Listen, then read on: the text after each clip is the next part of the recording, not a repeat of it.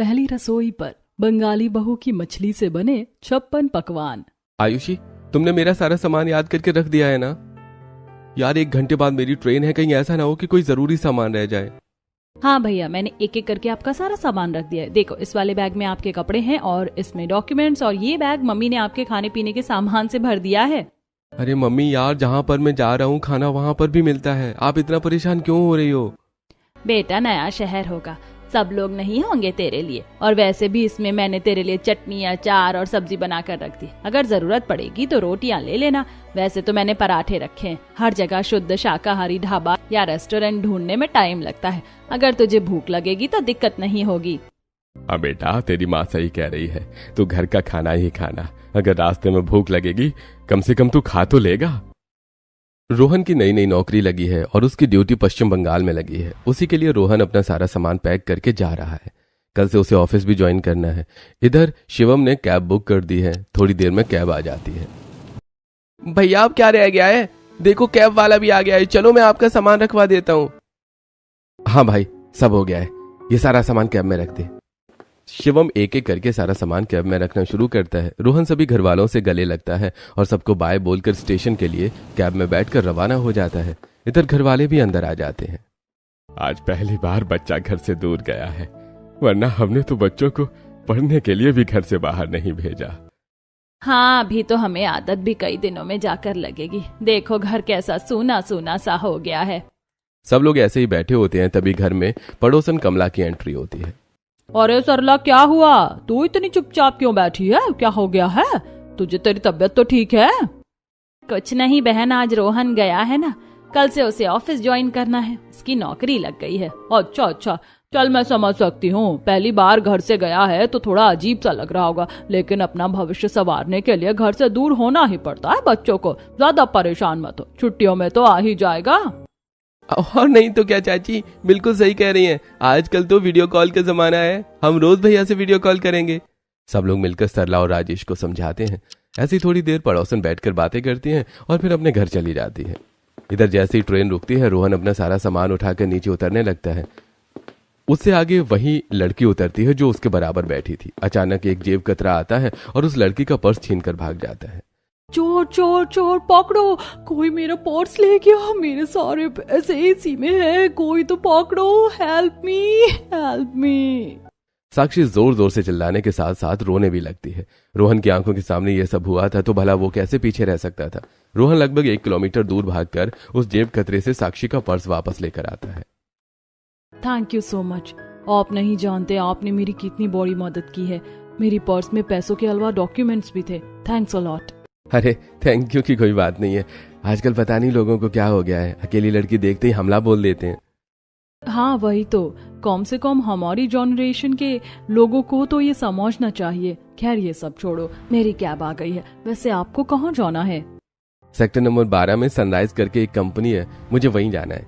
दरअसल इस शहर में मेरी नई ज्वाइनिंग हुई है और मैं यहाँ नया हूँ। अरे वाह, कांग्रेचुलेशंस। मैं इस शहर में नई नहीं हूँ, लेकिन उस कंपनी में मेरी भी नई नौकरी लगी है और आज से ही ज्वाइनिंग है। देखो आज हम पहले दिन ही लेट होने वाले हैं। हाँ, उस लफंगे की वजह से। इत्तेफाक से रोहन और साक्षी मिलते हैं, लेकिन किसको पता था कि इन दोनों की नौकरी एक ही कंपनी में लगी है। दोनों एक ही कैब में बैठकर कंपनी तक जाते हैं। सुबह का समय होता है। रोहन और साक्षी अपना सारा लगेज कंपनी के गेस्ट रूम में रखवा देते हैं और लेट न हो इसलिए तुरंत जाकर ज्वाइनिंग करते हैं। सुबह 9 बजे से 12 बजे तक की शिफ्ट में दोनों काम करते हैं। जैसे ही ब्रेक होता है दोनों कैफेटेरिया में मिलते हैं। अरे वाह, आप भी अभी आई हो? हाँ यार, पहला दिन था, काम का कुछ ज्यादा ही समझ नहीं आ रहा था। बस मैं तो सोच रही थी जैसे तैसे करके ब्रेक हो जाए। हाँ, मैं भी। चलो कुछ खाते हैं। खिलाना तो मुझे आपको चाहिए। चलिए, आज की दावत मेरी तरफ से। आखिर आपकी वजह से मेरा इतना बड़ा नुकसान होने से बच गया। साक्षी अपने और रोहन के लिए खाना ऑर्डर कर देती है। रोहन अपनी पसंद का खाना मंगाता है और साक्षी अपनी पसंद का। दोनों बैठकर खाना खाते हैं। उधर सुजाता के घर में 3-4 दिन पहले तीसरी मंजिल पर नए किराएदार शिफ्ट हुए थे, जिनके घर से आज मछली की स्मेल आ रही थी। अरे भगवान, सत्यानाश, क्या बदबू फैला रखी है पूरे मोहल्ले में। इस सुजाता को तो ये भी अकल नहीं है कि कैसे किराएदारों को घर में एंट्री देनी है और किसे मना करना है। जरा देखो तो कैसे पूरे मोहल्ले में बदबू फैल गई है। ऐसे ही बड़बड़ाते हुए सरला अपने घर से बाहर निकलती है। बाहर कमला और सुजाता बैठी हुई होती हैं। क्या हुआ बहन, तुम क्यों नाक से कोड़ते हुए आ रही हो? सुजाता, तुम्हें अपने किराएदारों को समझाना पड़ेगा। अगर इस मोहल्ले में रहना है तो ये मांस मच्छी खाना बंद कर दें। यहाँ हमारे जैसे शुद्ध शाकाहारी और भगत लोग रहते हैं, हमारे यहाँ ये सब नहीं चलेगा। ठीक है बहन, मैं आज ही जाकर अपने किराएदारों से कह दूंगी। हाँ कह देना, मुझसे तो यहाँ 1 मिनट भी खड़ा नहीं हुआ जाएगा। ये कहकर सरला वापस अपने घर में चली जाती है और मंदिर से गंगा जल उठाकर घर के बाहर वाली दीवारों पर छिड़कने लगती है। इधर दूसरी तरफ रोहन और साक्षी का ऑफिस डे पूरा हो जाता है। सामान तो उठा लिया है, लेकिन आपको जाना कहाँ है? मतलब रूम वगैरह कॉन्फर्म हो गया है क्या आपका? नहीं, इस शहर में बिल्कुल अनजान हूँ। कब से ट्राई कर रहा हूँ गूगल से कि कोई घर मिल जाए रेंट पर, लेकिन कुछ समझ ही नहीं आ रहा है। डोंट वॉरी, मैं हूँ ना, मैं इस शहर के बारे में सब कुछ जानती हूँ। आप बस मेरे साथ चलो। साक्षी घर वालों से बहुत दूर पश्चिम बंगाल के दार्जिलिंग में पिछले 4-5 सालों से रह रही है। पहले उसने यहाँ अपनी पढ़ाई पूरी की और अब यहीं उसकी नौकरी लग गई है। वो अपनी दोस्त नीतू के साथ रहती है। थोड़ी देर में ये दोनों साक्षी के रूम पर पहुंच जाते हैं। ये देखो, ये है मेरा room and meet my best friend, she is Neetu. Hello, ये है रोहन। हम दोनों ने आज ही कंपनी में ज्वाइनिंग की है। ये शहर में नए हैं, इनको रूम चाहिए तो सोचा मैं इनकी हेल्प कर दूं। Why not? Nice to meet you, Rohan. By the way, हमारे साइड में जो कमरा है वो बिल्कुल खाली पड़ा है, तो आप वहां रह सकते हैं। पर किराया क्या होगा और मकान मालिक कौन है? वो सब हम पर छोड़ दो, तुमसे ज्यादा किराया नहीं लेंगे। तुम जाकर सामान रखो और फ्रेश हो जाओ। नीतू की बात सुनकर साक्षी और रोहन हंसने लगते हैं।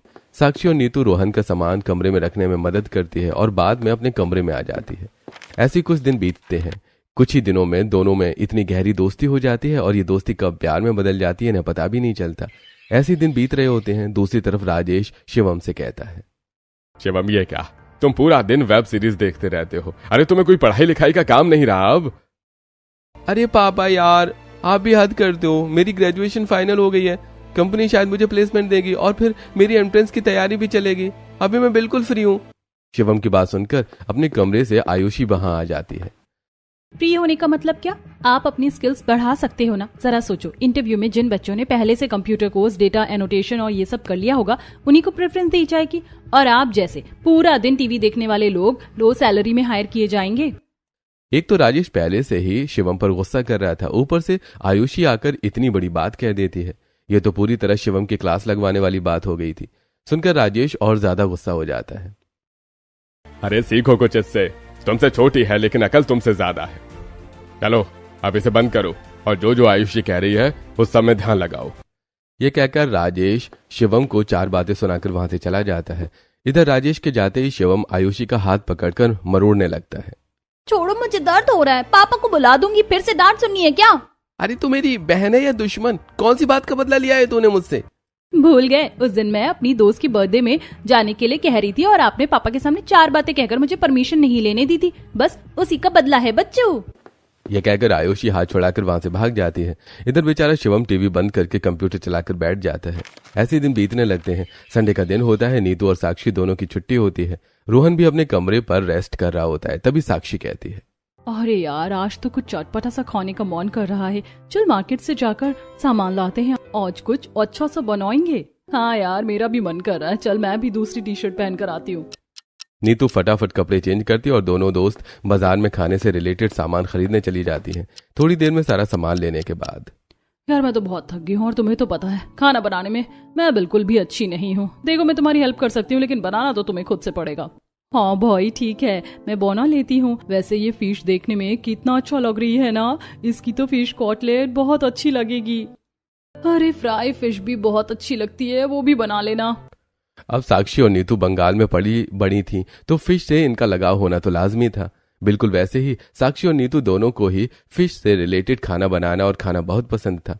इधर नीतू मसाले तैयार करती और साक्षी एक एक करके मछली से फिश फ्राई, फिश कबाब, फिश करी, फिश कटलेट और फिश पकौड़ा जैसी सारी डिशेस बनाती है। अरे वाह, खुशबू तो बहुत अच्छी आ रही है भाई। जल्दी से शुरू कर दे, मुझसे तो अब रहा नहीं जा रहा। जैसे नीतू खाना शुरू करती है, साक्षी तुरंत उसका हाथ पकड़ लेती है। अरे रुक जा, भुलक्कड़ कहीं की। मैं सोच रही थी कि हम रोहन को भी इनवाइट कर लेते हैं। वैसे भी इतना सारा बन गया है, हम दोनों से तो 2 टाइम भी नहीं खुआया जाएगा। हाँ ये तो तू सही कह रही है, रुक मैं अभी उसे बुला कर लाती हूँ। नीतू रोहन को बुलाकर लाती है और अब ये तीनों बैठकर एक साथ खाना खाने लगते हैं। दरअसल रोहन को भी यहाँ नौकरी करते हुए 1-2 साल हो गए हैं और अब वो मछली खाने में कोई आनाकानी नहीं करता है और आराम से सब खा लेता है। इधर जैसे ही सब लोग मिलकर खाना खा रहे होते हैं तभी रोहन के फोन पर घर से वीडियो कॉल आती है। रोहन वीडियो कॉल रिसीव करता है और नीतू और साक्षी को चुप रहने के लिए कहता है। बेटा कैसा है तू और घर कब आएगा? कितने दिन हो गए तुझे घर आए बिना। मम्मी मैं ठीक हूँ। हाँ मैं सोच रहा हूँ आने की, शायद अगले महीने आऊँ। रोहन अपनी माँ से बात करते हुए खाना खाने लगता है। इधर सरला जैसे रोहन को अजीब सी चीज खाते हुए देखती है वो तुरंत पूछती है, अरे ये क्या खा रहा है तू? देखने में तो बिल्कुल भी शाकाहारी नहीं लग रहा। पीछे आयुषी और शिवम भी रोहन को वीडियो कॉल पर देखने लग जाते हैं। तभी रोहन की तरफ से साक्षी और नीतू की भी आवाज आने लगती है। भैया आपके पास लड़कियों की आवाज कहाँ से आ रही है? भैया कहीं आपको किसी के साथ टक्कर तो नहीं चल रहा है ना? शिवम तो मजाक कर रहा था लेकिन रोहन उसकी बात सुनकर घबरा जाता है। वो घबराते हुए कहता है, अरे कौन सी लड़की? यार कोई भी तो नहीं है, मैं तो अकेला हूँ, यहाँ कोई नहीं है और चक्कर भला क्यों चलेगा? हाँ बिल्कुल, चक्कर चलना भी नहीं चाहिए। इस बार जब तू घर आएगा ना तो मैं तेरी सगाई करके ही तुझे भेजूंगी और अगली छुट्टियों में शादी भी कर दूंगी। इस तरह थोड़ी बहुत बात करके सरला फोन रख देती है। फोन रखने के बाद रोहन चैन की सांस लेता है लेकिन तभी साक्षी कहती है, रोहन तुम अपने घर वालों को मेरे बारे में बता क्यों नहीं देते? क्या तुम्हारा मुझसे शादी करने का कोई इरादा नहीं है? अरे कैसी बात कर रही हो तुम? मैं तुम्हारे अलावा किसी से शादी नहीं करूंगा, बस सही वक्त का इंतजार कर रहा हूँ। ऐसी बातें करते हुए लोग खाना फिनिश करते हैं। ऐसे दिन बीतने लगते हैं। आखिरकार रोहन की छुट्टी अप्रूव हो जाती है और वो घर जाकर सभी घर वालों को सरप्राइज देता है। रात का समय होता है। जैसे राजेश दरवाजा खोलता है, अरे रोहन बेटा, अरे तूने आने से पहले बताया भी नहीं, तूने तो हम सबको सरप्राइज दे दिया। राजेश दरवाजे पर ही रोहन से बात करने लगता है। तभी पीछे से सरला की आवाज आती है, अरे कौन है? क्या सारी बातें दरवाजे पर ही करोगे? सरला भी अपने कमरे से चलकर दरवाजे पर आ जाती है और रोहन को देखकर बहुत खुश होती है। रोहन बेटा, मेरा तो मन कह रहा था कि तू आने वाला है। इन सब की बातें सुनकर आयुषी और शिवम की भी आंखें खुल जाती हैं और वो भी हॉल में आ जाते हैं। सब लोग ऐसे ही मिलकर बातें करते हैं और फिर सो जाते हैं। अगली सुबह होती है। सरला बहुत सारी लड़कियों की फोटो लेकर बैठी होती है और साथ में पंडित जी भी बैठे होते हैं। तभी अपने कमरे से नहाकर रोहन वहां आता है। अरे आओ रोहन बेटा, देखो मैंने तुम्हारे लिए लड़कियां देखी है। मुझे तो ये वाली पसंद आई है, माथे पर तिलक, गले में तुलसी की माला, बड़ी संस्कारी लग रही है देखने में। ये सब देखकर रोहन हैरान हो जाता है और बड़ी शांत आवाज में कहता है, मम्मी अभी रहने देते हैं ना, हम थोड़ा सोचकर पंडित जी को बता देंगे। ठीक है बेटा, तो पंडित जी आप इस लड़की का रिश्ता कहीं और मत लगवाना, मैं आपको 1-2 दिन में फाइनल जवाब दे दूंगी। ऐसा कहकर सरला पंडित जी को घर से विदा कर देती है। तभी रोहन बिल्कुल चुप हो जाता है। क्या बात है बेटा, तू इतना चुप क्यों है और तूने अचानक सारे रिश्तों से मना क्यों कर दिया? तभी साथ में बैठे आयुषी और शिवम कहते हैं, भैया अगर आपको कोई लड़की पसंद है तो आप मम्मी को बता दो। आयुषी की बात सुनकर इससे पहले सरला कुछ कह पाती रोहन खुद ही बोल पड़ता है, हाँ मम्मी, दरअसल एक लड़की है जिसे मैं पसंद करता हूँ। वो पहले दिन से ही ऑफिस में मेरे साथ काम कर रही है और हम दोनों आसपास के रूम में ही रहते हैं। मैं उसी से शादी करना चाहता हूँ। वो लड़की, लेकिन माँ वो लड़की बंगाली है। रोहन की बात सुनकर सरला भड़क जाती है।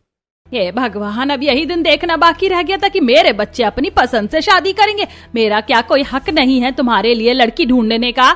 मम्मी ऐसी बात नहीं है, मैं भी तो आपको बता रहा हूँ। आप एक बार मिल तो लो, साक्षी बहुत अच्छी है, आपको जरूर पसंद आएगी। पसंद आएगी तो बाद की बात है, लेकिन मैं बंगाली लड़की को अपने घर की बहू नहीं बनाऊंगी। बंगाली लोग तो मांस, मछली, अंडा सब कुछ खाते हैं, कुछ भी नहीं छोड़ते। मेरा घर तो उसके आने से अपवित्र हो जाएगा, मैं ये कभी मंजूर नहीं करूंगी। तभी बाहर से गए हुए राजेश भी घर में आते हैं और सरला की सारी बातें सुनकर वो सब समझ जाते हैं। हाँ बेटा, तुम्हारी माँ बिल्कुल सही कह रही है। देखो हमने तुम्हें आज तक किसी काम में कोई रोक टोक नहीं की, लेकिन यहाँ पर हम तुम्हारी नहीं चलने देंगे। हाँ बिल्कुल, बंगाली लड़की मेरे घर की बहू नहीं बनेगी तो नहीं बनेगी, और ये मेरा आखिरी फैसला है। ये कहकर सरला अपने कमरे में चली जाती है। राजेश भी उसके पीछे पीछे चला जाता है। इधर रोहन बिल्कुल उदास हो जाता है। रोहन को उदास देखकर शिवम और आयुषी दोनों उसके दाएं बाएं बैठ जाते हैं। भैया आप टेंशन मत लो, हम कैसे भी करके मम्मी को मना लेंगे। हाँ भैया, आप प्लीज ऐसे उदास मत हो।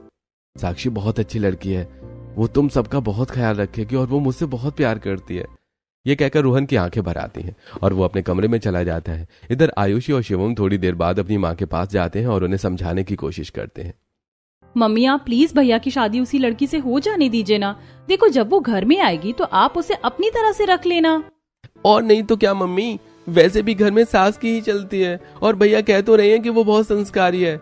आयुषी और शिवम बहुत देर तक सरला को समझाते हैं, लेकिन वो अपनी बात पर अड़ी रहती हैं। आखिर में शिवम कह देता है, मम्मी जिस तरह से आप लोग नहीं मान रहे हैं, अगर कल को भैया उसके साथ आपसे बिना पूछे आपकी सहमति के बिना शादी कर ले तो बाद में पछताना मत। ये सुनकर सरला की आंखें खुल जाती हैं और वो मन ही मन सोचने लगती है।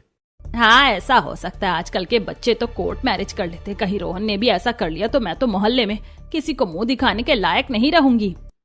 आयुषी और शिवम सरला को समझाने के बाद अपने कमरे में चले जाते हैं। इधर सरला राजेश से बात करती है और अगली सुबह होती है। दोनों अपना फैसला रोहन को बताते हैं। तो ठीक है भाई, शादी करनी है तो कर लो। कोई अच्छा सा होटल बुक कराना, मेहमानों को कोई दिक्कत नहीं होनी चाहिए।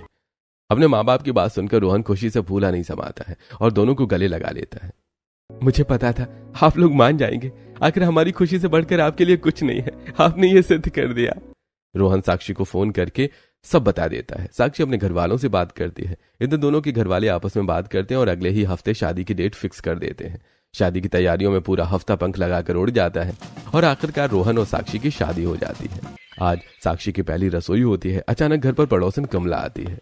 अरे सरला बहन, आज तो हमारे मोहल्ले के राधा कृष्ण मंदिर में कथा भी और कीर्तन भी, तुम नहीं चल रही क्या? अरे ऐसे कौन से कीर्तन और कथा हुए हैं जो मैं ना जाऊं? मैं जरूर जाऊंगी। पर तुम्हारी बहू की पहली रसोई है और अभी शादी के बाद की और भी रस्में होंगी। कोई बात नहीं, मैं आकर देख लूंगी। सरला साक्षी के पास जाकर कहती है, साक्षी, हमारे यहाँ रसोई की पहली रस्म होती है जिसमें अच्छे अच्छे पकवान बनाए जाते हैं। जब तक मैं आऊँ तुम भी अच्छे अच्छे पकवान बनाकर तैयार रखना। यह कहकर सरला कमला के साथ मंदिर चली जाती है। इधर आयुषी और शिवम भी कॉलेज के लिए तैयार होकर आते हैं। आज उनका रिजल्ट वाला दिन होता है। भाभी, हमें आज आपके साथ होना चाहिए था, लेकिन हमें जरूरी काम है इसलिए कॉलेज जाना पड़ रहा है। लेकिन खाना हम आकर आपके हाथों से बना हुआ ही खाएंगे, इसलिए अच्छे से बनाना। दोनों अपनी भाभी को बाय करके कॉलेज चले जाते हैं। इधर रोहन अपनी इंपॉर्टेंट मीटिंग ऑनलाइन अटेंड करने लगता है। तभी साक्षी रसोई में खड़े होकर सोचती है, हे भगवान, मेरी सासू माँ तो कहकर चौली गई, अच्छे पकवान बना लेना, लेकिन पकवान के नाम पर तो बस मुझे मछली से बनी चीजें ही बनानी आती हैं। अब मैं क्या करूं? साक्षी थोड़ी देर तक सोचती है और फिर फोन उठाकर ब्लिंकिट से सारा सामान ऑर्डर कर देती है। थोड़ी देर में ब्लिंकिट वाला सामान देने लगता है। इधर सुजाता साक्षी को फिश की डिलीवरी लेते हुए देख लेती है। देख रही हो पिंकी, जो सरला कल तक किराएदारों के मांस मछली बनाने पर एतराज कर रही थी, उसकी बहू आज उसी के घर में मछली बना रही है, उसी की रसोई में, उसी के बर्तनों में। और जब बंगाली बहू आई तो ये सब तो होना ही था। साक्षी को देखकर पड़ोसने बातें बनाने लगती हैं। इधर साक्षी अपना सारा सामान लेकर रसोई में जाती है। मछली से तो मैं बहुत सारी चीजें बना सकती हूँ। चलो सबसे पहले फिश फ्राई कर लेती हूँ। साक्षी सबसे ताजी मछलियां उठाती है और उन पर मिर्च मसाला लगाकर उन्हें मैरिनेट होने के लिए रख देती है। जब तक ये मैरिनेट हो रही है, दूसरी तरफ मैं फिश पकौड़े का घोल तैयार कर लेती हूँ। साक्षी फिश पकौड़े के लिए घोल बनाती है। दूसरी तरफ उसने गैस पर कढ़ाई चढ़ा दी होती है। ये बर्तन तो बिल्कुल भी फिश डिश बनाने के लायक नहीं है। साक्षी को फिश डिश बनाने में काफी परेशानी हो रही थी, लेकिन वो जैसे तैसे करके तवे पर फिश फ्राई करती है और कढ़ाई में तेल गरम करती है फिश पकौड़े के लिए। घोल तैयार हो गया है, अब इसमें मछली को काट कर डाल देती हूँ। जैसे ही साक्षी चाकू से मछली काटने लगती है तो वो कटती ही नहीं है। ये भगवान, ये कितना खराब चाकू है, इससे मछली तो क्या कुछ भी नहीं काटेगा। पता नहीं ये लोग इस चाकू से कैसे खाना बनाते हैं। साक्षी को वो चाकू बहुत छोटा और कम धार वाला लगता है। अब उसे क्या पता कि उसका ससुराल शुद्ध शाकाहारी है। उस चाकू का इस्तेमाल वो केवल हरे पत्तेदार सब्जियां काटने के लिए ही करते हैं। जैसे तैसे करके परेशान होकर साक्षी मछलियों को काटती है और उन्हें घोल में मिलाकर फिश पकौड़े तैयार करती है। ऐसे Sakshi fish curry, fish biryani, fish cutlet जैसी सारी डिशेस बनाकर तैयार कर लेती है। देखते देखते वो फिश से 56 पकवान तैयार कर देती है। ये भगवान, बन तो गया, मुझे तो बड़ा डर लग रहा था। साक्षी अपने कमरे में जाकर रोहन को बुलाती है। यार बस मुझे 5 मिनट दो, मीटिंग खत्म होने वाली है, उसके बाद मैं नहा कर आता हूँ। ठीक है, तो अब तक मैं डाइनिंग टेबल पर सारा खाना लगा देती हूँ। साक्षी रसोई में जाकर एक एक खाना उठाती है और अच्छे से सजाकर डाइनिंग टेबल पर रखने लगती है। इधर राजेश किसी काम से बाहर गया था, उसका काम भी खत्म हो जाता है। ए भगवान, आज तो बहुत टाइम लग गया। अरे बहुत भूख लगी है, चलो जाकर देखते हैं। बहू तो आज पहली रसोई में कुछ उसने अच्छा ही बनाया होगा। राजेश अपने घर की तरफ निकलता है। इधर कमला और सरला भी कीर्तन से घर आने लगती हैं। बहन, आज की कथा और कीर्तन में तो बड़ा ही आनंद आया। अरे मन को बड़ी शांति मिलती है मंदिर में बैठकर, फिर चाहे भजन हो, कीर्तन हो या कथा। दोनों प्रसाद लेकर अपने घर आती हैं। उधर आयुषी और शिवम भी कॉलेज से आ जाते हैं। जैसे ही शिवम की नजर डाइनिंग टेबल पर पड़ती है, क्या बात है भाभी, आपने तो हमारे आने से पहले 56 पकवान बनाकर तैयार कर दिए। हाँ भाई चलो, आप जल्दी से हाथ धो और खाना खा लो। दोनों फ्रेश होने के लिए कमरे में चले जाते हैं। इधर जैसे ही सरला और राजेश घर में कदम रखते हैं, डाइनिंग टेबल देखकर सरला थोड़ी सी खुश होती है, लेकिन तभी रसोई से साक्षी बाहर आती है। उसके हाथ में एक प्लेट होती है जिसमें फ्राइड फिश रखी होती है। ये देखकर सरला का गुस्सा साथ में आसमान पर पहुंच जाता है। हे भगवान, सत्यानाश हो गया, मेरा घर अशुद्ध हो गया। ये क्या कर दिया तूने? मेरी रसोई अपवित्र हो गई। मैं तो कहीं की नहीं रही, इस बंगालन ने पूरा धर्म भ्रष्ट कर दिया मेरा। मैंने पहले ही मना किया था, बंगाली बहू नहीं लाऊंगी। भगवान मुझे कभी माफ नहीं करेंगे। सरला एक सांस में 1000 बातें कह देती है। इधर रोहन, आयुषी, शिवम और यहाँ तक कि साक्षी भी डर जाते हैं। रोहन अपने कमरे से भागता हुआ आता है। साक्षी क्या हुआ? मम्मी को क्या हो गया? पता नहीं, मम्मी मुझे इतना क्यों सुना रही है। मैंने तो देखो पकवान बनाए हैं और इन्हीं सबको डाइनिंग टेबल पर रख रही हूँ। जैसे राजेश, आयुषी और शिवम की नजर फ्राइड फिश पर पड़ती है, वो तीनों ही नाक पर रुमाल रख लेते हैं। तब जाकर रोहन को पूरी बात समझ आती है। वो माथे पर हाथ मार लेता है। ओह शिट यार, इसमें साक्षी की कोई गलती नहीं है, गलती मेरी है। मैंने इसे बताया नहीं कि मेरे घर वाले पूरे वेजिटेरियन हैं। हे भगवान, ये मुझसे क्या हो गया। सरला अपने कमरे में चली जाती है। आयुषी, राजेश और शिवम भी उसके पास चले जाते हैं। इधर रोहन मुंह छुपाते हुए उसके पास आता है। मम्मी मुझे माफ कर दो, साक्षी को नहीं पता था। रोहन की बात सुनकर सरला गुस्से से कहती है, अरे उसे नहीं पता था, लेकिन तुझे तो पता था। तूने तो मेरा धर्म भ्रष्ट कर दिया। हाँ भैया, आपको ध्यान रखना चाहिए था। हाँ, इसमें पूरी की पूरी गलती आपकी है। मम्मी तो पड़ोसियों तक को बातें बताती हैं और खुद इनके घर में ये मांस मछली, छी, हमने कभी नहीं सोचा था। पूरा परिवार रोहन पर बहुत गुस्सा होता है। इधर साक्षी भी दूर खड़े हुए ये सारी बातें सुन लेती है और उसे भी सब समझ आ जाता है। ये भगवान, ये मुझसे क्या पाप हो गया। अगर मुझे पहले पता होता तो मैं ये सब बिल्कुल ना करती। रोहन साक्षी के पास आता है और उसके साथ मिलकर वो सारा खाना घर से दूर बाहर एक नाले में फेंकवा देता है। खाना फेंकने से कुछ नहीं होगा, मेरे बर्तन भी अपवित्र हो गए हैं। इन बर्तनों में बना हुआ तो मैं खाना भी नहीं खाऊंगी। बेचारी साक्षी अपनी सास की खुशी के लिए बर्तनों को बहुत बार साफ करती है। देखो मम्मी, गुस्सा मत करो, बर्तनों से सब कुछ चला गया है, जरा भी स्मेल नहीं आ रही है। दरअसल साक्षी खुद इस बात से बहुत दुखी होती है कि उसने इस घर में नॉनवेज बनाया, जहां पर यह सब बिल्कुल मना है। आयुषी साक्षी की फीलिंग्स को समझती है। वो साक्षी के पास आती है और बर्तन अपने हाथ में लेकर सूंघते हुए कहती है, हाँ मम्मी, भाभी बिल्कुल सही कह रही हैं, ये पूरी तरह से साफ हो गया है। मेरा मन नहीं मानता, मैं नहीं खाऊंगी इसके हाथ का बना हुआ खाना।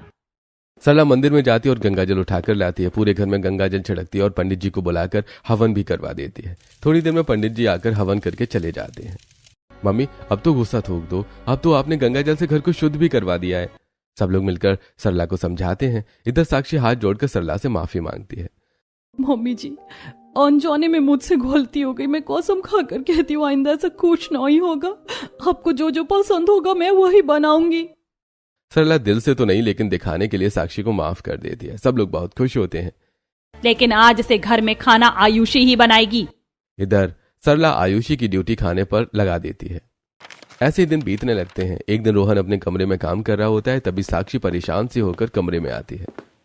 अब तुम्हें क्या हुआ यार? मैं मानता हूँ मेरी गलती थी, मेरी वजह से पहले दिन ही मम्मी के सामने तुम्हारा इंप्रेशन बिगड़ गया। वो सब तो ठीक है, लेकिन अब मैं सब कुछ ठीक करना चाहती हूँ। मैं मम्मी जी का दिल जीतना चाहती हूँ। तुम दिल की कितनी अच्छी हो। जिस दिन मम्मी को ये बात समझ आ जाएगी ना, उन्हें खुद ही पछतावा होगा कि उन्हें तुम्हारे साथ ऐसा नहीं करना चाहिए था। वो सब बहुत की बातें हैं। फिलहाल चलो हम मार्केट में शॉपिंग करने चलते हैं। कल मम्मी को मामा के यहाँ शादी में जाना है, तो क्यों ना मैं मम्मी के लिए नई साड़ी, सूट, चप्पल वगैरह खरीद लाऊं। हाँ, ये सही रहेगा।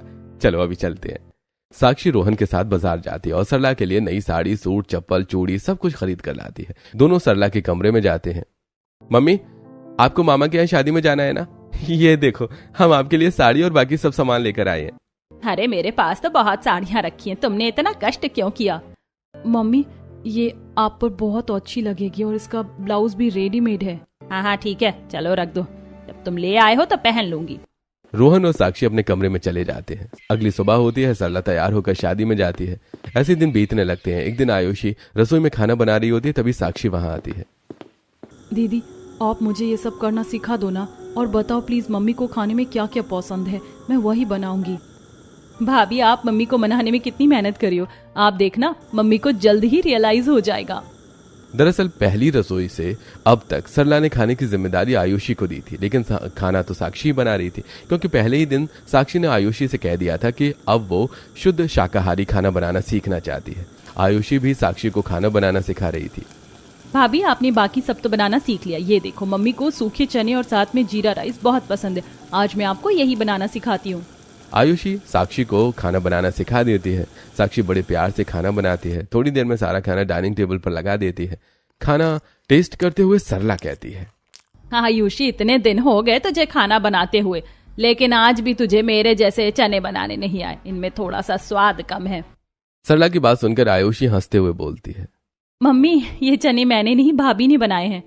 मम्मी जी मैंने आपकी पसंद का आपकी तरह खाना दीदी से सीखने की पूरी कोशिश की है, लेकिन पता नहीं कहाँ कमी रह गई है। यह कहकर साक्षी नीचे बैठ जाती है और हाथ जोड़कर सरला से माफी मांगती है। मम्मी प्लीज आप मुझे अपने जैसा खाना बनाना सिखा दो, मुझसे जो गलती हुई है मुझे माफ कर दो, क्या हम फिर से सब कुछ शुरू नहीं कर सकते? साक्षी की बात सुनकर सरला की आंखें भर आती हैं और वो साक्षी को अपने दोनों हाथों से ऊपर उठाती और गले लगा लेती है। बेटा मुझे पता है पहले दिन से ही तू मेरा दिल जीतने के लिए कितनी मेहनत कर रही है, और मैं कोई कठोर दिल तो नहीं हूँ, मेरा भी दिल पिघल गया। आज से मैं तुझे खुद अपने हाथों से खाना बनाना सिखाऊंगी। अरे ये आयुषी तो खुद खाना बनाने में कच्ची है, तुझे क्या परफेक्ट बनाएगी। सरला की बात सुनकर सब लोग हंसने लगते हैं। सरला साक्षी को अपने पास वाली कुर्सी पर बिठाकर खाना खिलाती है। सब लोग प्यार से बैठकर खाना खाते हैं। सबको एक साथ देखकर रोहन को भी बहुत खुशी होती है। भगवान जी, मैंने हमेशा से यही सोचा था कि मेरी वाइफ और मेरी मम्मी का बॉन्ड बहुत अच्छा हो। बहुत दिनों बाद ही सही सब कुछ ठीक हो गया। थैंक यू भगवान जी।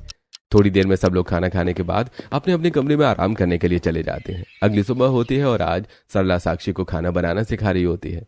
देखो बेटा, मिक्स वेज बनाने के पहले सारी सब्जियों को अच्छे से काट कर धोकर एक तरफ रख, फिर एक कटोरे में हमें सारे बेसिक मसाले ऐड करने हैं, जैसे धनिया मिर्च। तभी बीच में साक्षी बोल पड़ती है, हल्दी, नमक और गरम मसाला, साथ में तेल में जीरा चटकाना है और स्वाद के अनुसार हींग भी डालनी है। अरे वाह, तुम तो बहुत कुछ जानती हो। चलो फिर तुम करो और मैं तुम्हें बताती हूँ। अब साक्षी के हाथ में कड़छी और बाकी सामान होता है। इधर सरला एक एक करके साक्षी को स्टेप बताती है। साक्षी उन्हें फॉलो करती है और दोनों सास बहू ऐसे ही हंसते मुस्कुराते खाना बनाने लगते हैं। तभी घर के एक एक सदस्य उठकर हॉल में आ जाते हैं। दोनों सास बहू को रसोई में काम करते हुए देखकर राजेश कहता है, अरे भगवान, रसोई में खड़ी खड़ी बहू को हंसाती रहेगी या कुछ खाने को भी मिलेगा। राजेश की बात सुनकर सब लोग हंसने लगते हैं। तभी आयुषी रसोई में जाकर देखती है, अरे पापा, इन दोनों सास बहू ने बातें करने के अलावा खाना भी बना दिया है। अरे चलो भाई, मुझे भी उम्मीद तो थी नहीं, क्योंकि बहुत देर से मुझे इनकी बातें करने की आवाज आ रही थी। हाँ सही कह रहा है, मैं भी तो बहन की आवाज सुनकर ही उठा हूँ। देखो आज नाश्ते में ही लंच तैयार है। सब लोग ऐसे ही हंसते मुस्कुराते हुए बातें करने लगते हैं। इतनी देर में साक्षी सबके लिए चाय बनाकर ले आती है। आज साक्षी ने चाय के साथ मटर भी बनाई थी, जो उसने आज ही सरला से बनानी सीखी थी। जैसे रोहन मटर की एक बाइट लेता है, अरे भाई ये तो बिल्कुल क्रंची बनी है, मम्मी आप मेरे लिए स्टोर कर देना। अरे अब स्टोर कराने की जरूरत नहीं है, अब तो तेरी पत्नी ने ये सब बनाना सीख लिया है, वो तुझे मेरी अनुपस्थिति में भी बनाकर खिला देगी। यह सुनकर रोहन बहुत खुश होता है। तभी घर वालों को भी उसकी बनाई हुई मटर बहुत पसंद आती है। ऐसे ही सब लोग बातचीत करते हुए नाश्ता करते हैं। थोड़ी देर में लंच का समय हो जाता है। लंच के लिए सब्जी तो सरला ने साक्षी से पहले ही बनवा ली थी। साक्षी बाद में रायता और सलाद काट कर रखती है और गरम गरम रोटियां उतार देती है। मम्मी सब लोग खाने बैठ जाओ, मैं आप सबको गरम गरम रोटियां खिलाऊंगी। नहीं बेटा, तू भी हमारे साथ ही खाएगी, भला तू अकेले खाते हुए अच्छी लगेगी क्या? ला मैं रोटी सेक रही हूँ, तू फटाफट बेल दे। साक्षी एक एक गोल रोटी बनाती है और उन्हें सरला को सेक कर देती है। थोड़ी देर में सारी रोटियां बन जाती हैं। सब लोग एक साथ बैठकर डाइनिंग टेबल पर खाना खाते हैं। आज साक्षी बहुत खुश है। आखिरकार उसने अपनी सास का दिल जीत ही लिया।